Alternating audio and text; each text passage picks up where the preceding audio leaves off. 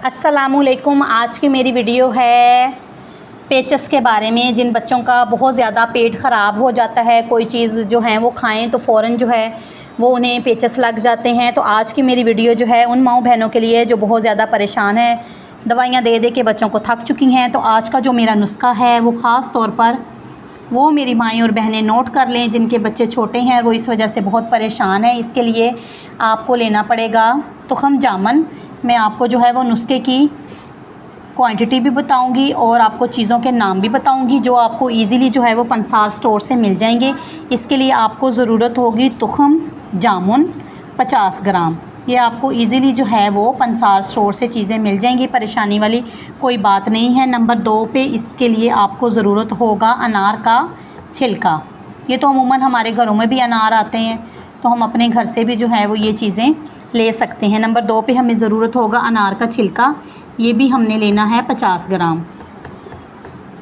ये दोनों चीज़ें हम लोगों ने लेनी है 50-50 ग्राम। नंबर 3 पे हमें ज़रूरत है संग अनार का छिलका 50 ग्राम। नंबर 3 पे हमें चाहिए होगा संगजरा, ये भी हमें 50 ग्राम। ये तीनों चीज़ें जो हैं हमने एक ही क्वांटिटी में लेनी है। 50-50 ग्राम लेके हमने इसका सिंपल जो है वो बना लेना है सफ़ूफ़, मतलब कि इसको हम लोगों ने बारीक पिसवा लेना है। अगर हम लोगों के पास घर में कोई चीज़ नहीं है पीसने के लिए तो ये पंसार स्टोर के पास जो है वो चीज़ें होती हैं। ये हम लोगों ने इसको बारीक पिसवा लेना है। अब मैं आपको बताती हूँ खाने की खुराक। जो बड़े हैं वो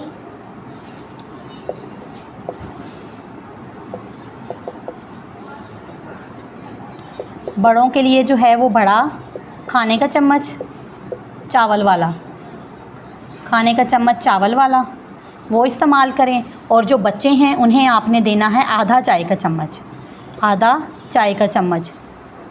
अगर कोई नहीं खा सकता तो इसका आपने जो है वो एक बेहतरीन हल और भी निकाल लेना है। वो ये है कि आपने खाली ले लेने हैं 1000 mg के कैप्सूल, और वो जो है आपने इसके अंदर सफ़ूफ़ भर लेना है।